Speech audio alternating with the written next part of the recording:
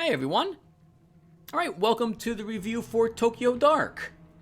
Before we go any further, know that in the comment section down below there will be a pinned comment from me over here on YouTube, just a normal one on BitChute, which will have my thoughts written on it, in case you want to read my thoughts in addition to or instead of listening to my thoughts on it.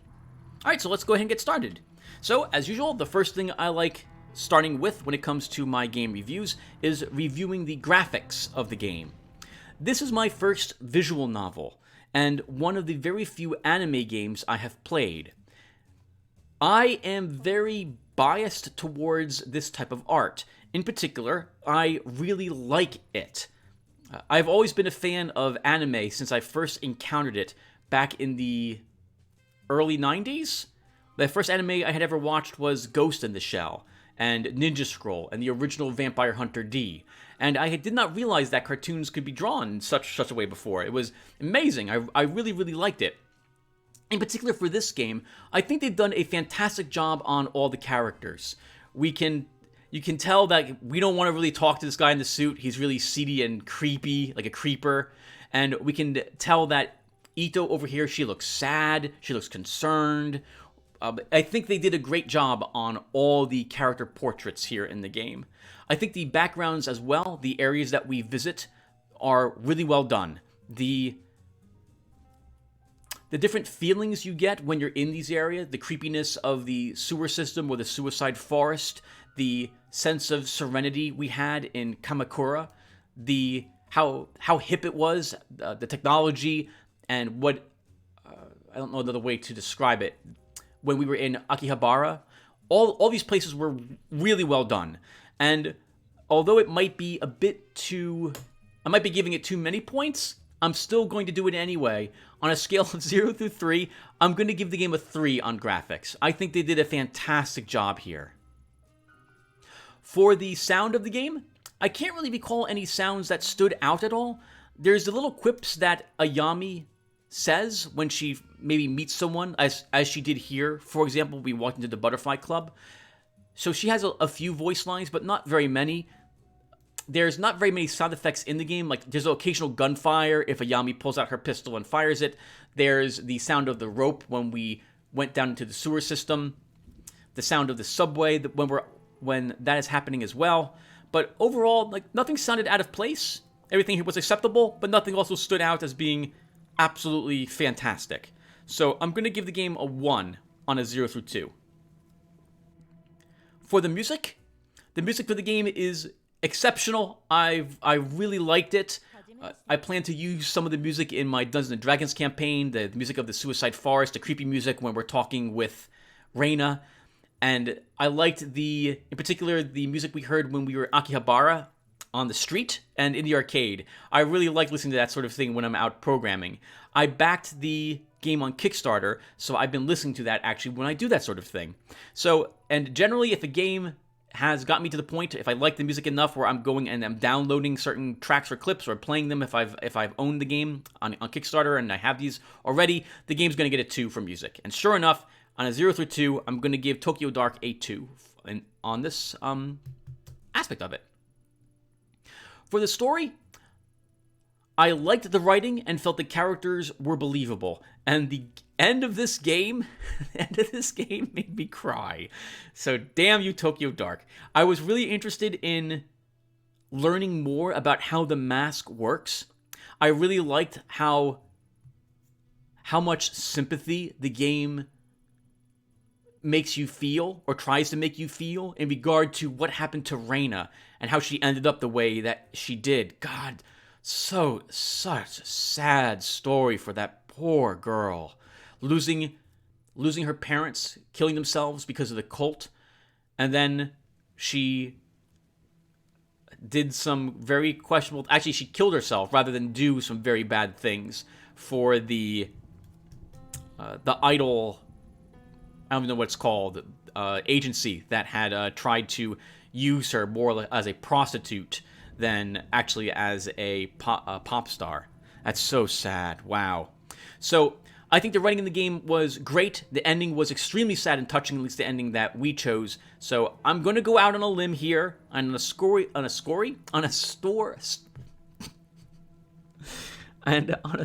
of 0 through 3. I'm going to give the game's story a 3. There were also very few, if any, typos or grammatical mistakes throughout this game, which is very nice. Normally in a story-heavy game, I'm used to encountering quite a bit of it, and that's not necessarily unexpected. Like, let's look at a game like Disco Elysium, in which there were numerous spelling mistakes and some grammatical errors. Now, to be fair, that company, they're not an American company, and I would expect there to be issues on a game which was story-heavy, lots and lots of text. But this game had very few, if any. I don't really remember any except for... Yeah, I don't really remember any. So, well done. Well done, Tokyo Dark. I think you earned the 3 here. For gameplay, here the game's going to suffer a little bit because there isn't really much of a game here. At the start, you have to worry about your spin attributes. Is it sanity, professionalism, investigation, and neurosis? But it seems to fall off really not super early in the game, but after we go to Akihabara, I'd say like the early mid-game, that's it. I've never really had to worry about my stats very much at all. We ended the game with like 100 points in investigation, and my sanity and neurosis were not close to being negative 100, which is where I believe we either suffer a sanity loss or a neurotic episode and lose the game in those instances. There's no combat, there's no like clicking the button at a certain point to make sure you fall within a certain range. There's very little gameplay here. You walk back and forth to different towns, and even the towns you go to, it doesn't let you go back to certain ones if they're not currently important to the story. You have a few choices that you can make in regards to the things that you have done or the order in which you do them, but I wish there was more of that, and I really feel like you're kind of railroaded, especially in the second half of the game, to going down a very particular storyline, and you get to decide at the very end how you want that story to end. We decided to, for example, go back to the town we're in at the moment. I forget the name of the town that we're in at the moment, but we went back here, we went to the sewer system, we didn't help Reina, we talked with Tanaka, we decided to stay with him. And at the very end, we could have chosen one of like 5 or 6 different endings. But the beginning portions of what we did, I don't really feel that would have changed the outcome very much. Now, this said, I'm currently, as you can see, playing the game again. I don't know if I'll play through the whole thing again, but I do find it interesting that the story has changed here. I get the feeling now that we are in a type of Groundhog Day scenario with Detective Ito, that she will relive the next few weeks of her life over and over again until she decides to do things a very particular way. I think that's interesting, but I don't know if there's enough gameplay differences here to make me want to do this again. And the story, from what I've seen, hasn't changed that much yet, though maybe it will later on as I continue to play. So, on a score of 0 through 3 for the gameplay, I'm going to give it a 1. There isn't much gameplay here. If you're going to pick up Tokyo Dark, you're going to do it for the story, the visual novel, the cute characters, and the sad, or potentially sad outcome, depending upon the ending that you decide to choose. For the GUI and controls, I was a bit confused at first because I did not know actually how to quit back to the main menu. The first episode or two that I recorded, I actually was Alt F4ing. Is that right, Tim? I think so, because I had forgotten that the main menu is brought up through the spin attribute menu as a radial menu that you interact with. On that note as well, I don't like the radial menus very much in this game. I understand why they did it, because they want you to click on someone to click on what you are interacting with, or maybe on Ito to see how she would respond. This is especially important in the time sections, because that second it takes you to move your cursor over is a second lost from the amount of time you have remaining. But I still wish that they had done something more akin to Mass Effect, or actually I guess the Mass Effect is a series I'm thinking of, which has that the options down below with the pie chart type of thing. I think that would have worked out better, but maybe that's just me. See, so I don't know if the radio menus worked too well, but they were easy to understand, and I didn't have too many problems using it. I can't find any real faults with the GUI and controls, but I don't think I can really give the game a 2 here. I feel like the spin attributes, I kind of wish there was a little option I had of displaying them at all times on my character, so I didn't have to go hit escape to look at them. Instead, maybe there could have been something I could have toggled, similar to Occult Chronicles, the character sheet, how that goes into a little folder. I think that I would have liked that better. So on a score of 0 through 2, I give the game a 1 for GUI and controls. For the grind of the game, well, the game's not grindy. 0. You don't have to do things over and over and over again. Actually, I suppose you might have to if you want the one true canon ending of the game that I believe the game wants you to try to find. But no, I don't think it is that grindy. Actually, now that I think about it, maybe it is in that regard. So the thing is that, so here we are looking at me playing the game again, and unlike the first time, if you look down during a conversation with this character here, do you see those arrows? You can just skip the entire conversation if you wish. So yeah, I guess the game is slightly grindy, but it doesn't really feel that way, and it gives you all enough options that you can rapidly skip through conversations if you wish.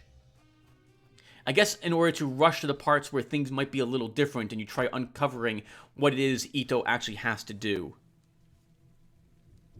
The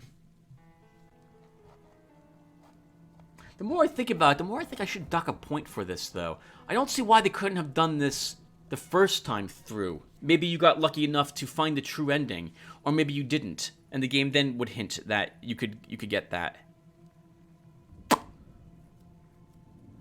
Yeah, so in front of me, I have the review typed up, and I currently have a 0 for grind here. But you know what? I think that's probably unfair. I think I do have to put a -1. Yeah, we'll have to do that. Okay, so a -1, because the game really wants you to play through it a second time in order to get to the one true ending of the game. And although I very much like the story, I don't know if it would be that, and it's not that long of a story. It wouldn't take you too long to get to maybe where the game begins to be extraordinarily different, if it does indeed turn into such a game. But I don't like that you will have to play through the game a second time to get that. So yeah, we'll dock 1 point from the game for grind. For bugs and frustration, I had no bugs during my time playing Tokyo Dark. So well done, Tokyo Dark. You don't lose any points for this. So, again, for the grind aspect of the game, you can't gain any points for being grindy, but I do dock points if the game is grindy. For bugs and frustration, you don't gain points for being a buggy game and being frustrated because of it, but you will lose points from my score if you do so. For the game balance, it's tough to give the game a score here.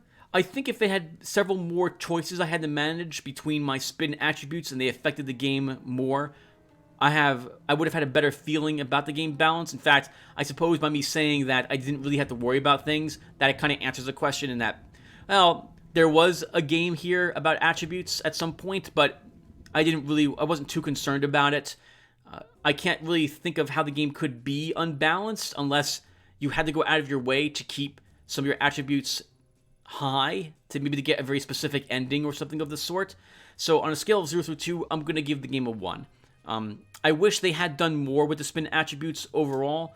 With a little bit of management, you can get through the game without any concern. I thought for sure I'd have to worry about this a lot more often, but no, that ended up not being the case. So yeah, a 1 on a 0 through 2 here. For my thumb on the scale, this is when I try to account for my bias towards the game. If I like it, it gets points here, as opposed to me dumping points more into story, gameplay, or something of the sort. And I'm going to give it 1 point on a 0 through 2 here. I like the game, although I don't think it has that much replayability unless you really want to see what the other endings are. In which case, you'll zip through the entire game on your other playthroughs in order to get these other endings. Now, the other times through the game, by the way, that this time, for example, I am allowed to save the game. In fact, will the game do so here? No. So when I leave this area to go back to my apartment, I believe the game will offer me the chance to manually save the game, and then I can reload it from the beginning of that area of the game, if I so wish. So that's interesting, but I still don't know if it adds that much to the replayability. I might play the game one more time to see one more different ending, but I can't imagine myself going through the game again yeah, here it is. So here we can save the game now before we meet Reina for the first time in case I want things to be done a little differently. So, oh, and finally, I don't regret my time playing through the game, although I do find it more like a well-written short story than a video game. And finally, we have this points for the awesome ending. So, I almost began crying on screen, and my voice was shaking and cracking, and I was wiping away tears. So, congratulations, Tokyo Dark. I thought that ending was very bittersweet, and a wonderful ending for the game. At least the ending I chose. I'm really happy with that ending. It wasn't a happy ending, but it wasn't miserable either. I think I very much liked it. So you get that 1 point. Well done. So if I count for the 1 point I'm now dropping from the game due to grind, on a scale of -7 through 20, you get -7 if you were zeros in every single thing, you were buggy and you were grindy. No game has done that yet. To a 20, which no game has earned either, I give Tokyo Dark a 12. It's a well-written story with a potentially tragic heroine. The art is well done, and the characters memorable. There really isn't much of a game here, though. It strikes me as being an interactive novel instead, something I faulted Disco Elysium for as well. I didn't expect this when I started playing it. In fact, I was expecting something more akin to Mr. King's Quest, so it caught me off guard, especially the second half of the game. I wanted the game to be have more gameplay with it, because now, unfortunately, or fortunately in this case, the game's story becomes the focal point rather than the gameplay aspects of it. But the story was very good indeed, or I thought so at least. So I can say that if you're looking for a visual novel with some very slight stat management and some very brief choices that will impact the game in different areas, I'd say grab this game. You'll enjoy it. And with that said, that's the review for Tokyo Dark, everyone. Thank you guys for watching or listening, and I will see you, or hopefully see you, in the next game that I play. Take care, everyone.